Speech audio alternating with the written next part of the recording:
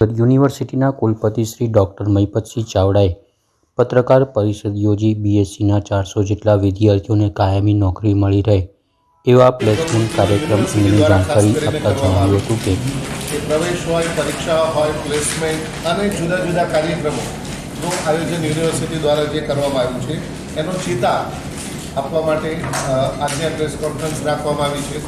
ખાસ કરીને પ્લેસમેન્ટનું કેમ્પસ ઇન્ટરવ્યૂનું આયોજન આપણે કાલથી શરૂ કરવા જઈ રહ્યા છીએ 2 દિવસની અંદર, અને 400 જેટલી જગ્યાઓ ઉપર ભરતી કરવાની છે. ત્યારે યુનિવર્સિટીએ વિચાર્યું કે દિવાળી પહેલાં આ વિદ્યાર્થીઓને, જે ખાસ કરીને બીએસસી ગ્રેજ્યુએટ છે, એને ઓર્ડર કેમ ન મળે, જેને દીપાવલી બોનાન્જા અથવા તો ગિફ્ટ તરીકે વિદ્યાર્થીને આપવાનો વિચાર થયો.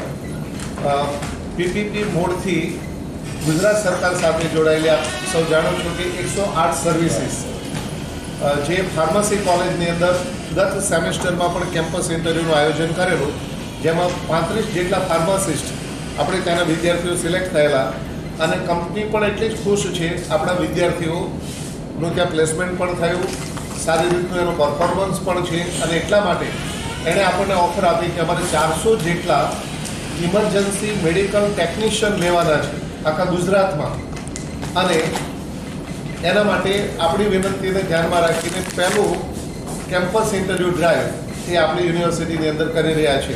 જો 400 જેટલા કેન્ડિડેટ આપણે ત્યાંથી જ મળશે તો 400 કેન્ડિડેટને એ લોકો નોકરી આપશે. ખૂબ સારી 17,000નો મંથલી સેલેરી છે. સિલેક્ટ થશે એવા વિદ્યાર્થીઓને ઓક્સફર્ડના એક્સપર્ટ દ્વારા, એટલે કે 15 દિવસની ઇન્ટરનેશનલ પ્રકારની સ્ટાન્ડર્ડની એને ટ્રેનિંગ આપવામાં આવશે.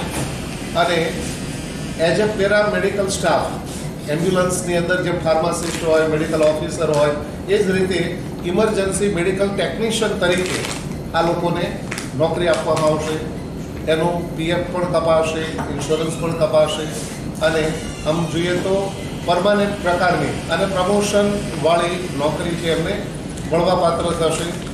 આયોજન આપણે એ રીતે કર્યું છે કે કાલે ઓફર આવી, મેં કીધું મેરેથોન આયોજન કર્યું, કાલે મિટિંગ કરી, આજે 12 વાગે placement cell, industrial linkage cell એની મિટિંગ કરી લીધી. 12:30 વાગે આપણી જેટલી સાયન્સની કોલેજો, સેલ્ફ ફાઇનાન્સ અને ગ્રાન્ટીની એડ અને આપણા સાયન્સના ભવનો એના અધ્યક્ષશ્રીઓ અને પ્રિન્સિપાલ સાથે પણ 12:30 વાગે મિટિંગ કરી કે મેક્સિમમ વિદ્યાર્થીઓ આ ડ્રાઈવમાં જોડાય, કારણ કે 400 જગ્યાઓ છે. આપણો હેતુ એ છે કે દિવાળી પહેલાં એનું સિલેક્શન થઈ જાય. દરેક પ્રિન્સિપાલને પણ સૂચના આપવામાં આવી છે કે તમારી કક્ષાએ તમે પણ ઇનિશિયેટિવ લો. આમાં એલિજિબિલિટી બીએસસીની છે. સ્ટેટિસ્ટિક્સ અને મેથેમેટિક્સને બાદ કરતાં chemistry, biology, marine science, life science, zoology, physics વગેરે સાથે બીએસસી થયેલા વિદ્યાર્થીઓ હોય એ એના માટે એલિજિબલ છે. તો આવા વિદ્યાર્થીઓને તક મળે. ખાસ કરીને જે લોકો બીએસસી પાસ આઉટ થયા છે, તાજેતરમાં એપ્રિલ મેમાં જે પરીક્ષા લેવાય અને જે પાસ આઉટ થયેલા છે એ વિદ્યાર્થીઓને તક મળે. એટલે કોલેજને અને ભવનને સૂચના આપી છે કે તમે તમારે ત્યાંથી વિદ્યાર્થીનો સંપર્ક કરો, એ વિદ્યાર્થીઓ ડ્રાઈવમાં જોડાય, જેથી તમારા માટે પણ એક અચીવમેન્ટ્સ ગણાશે કે કોલેજના આટલા વિદ્યાર્થીઓનું સિલેક્શન થયું.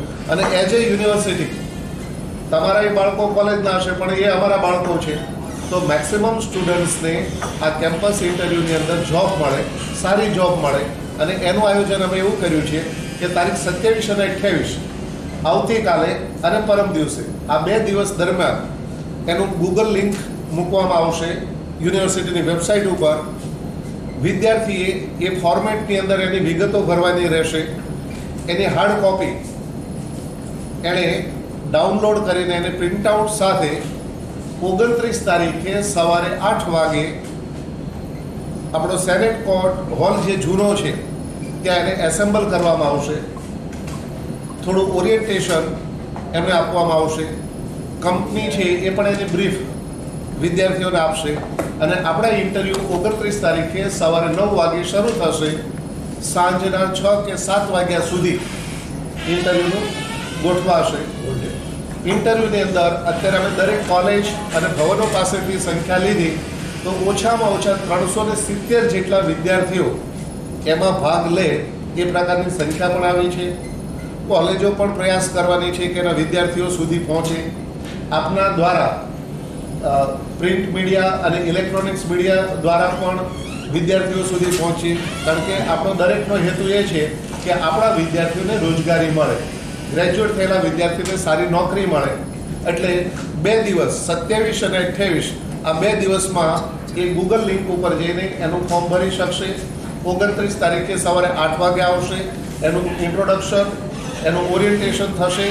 9 થી 5 વાગ્યા સુધી ઇન્ટરવ્યૂ થશે 29 અને 30મી તારીખે સિલેક્ટેડ જે કેન્ડિડેટ હોય એના નામો પણ જાહેર કરવામાં આવશે. એટલે 1લી તારીખથી વેકેશન પડે છે. વેકેશન પહેલાં, દિવાળી પહેલાં એ વિદ્યાર્થીનું સિલેક્શન પણ થઈ જાય એ પ્રકારનો પ્રયાસ છે.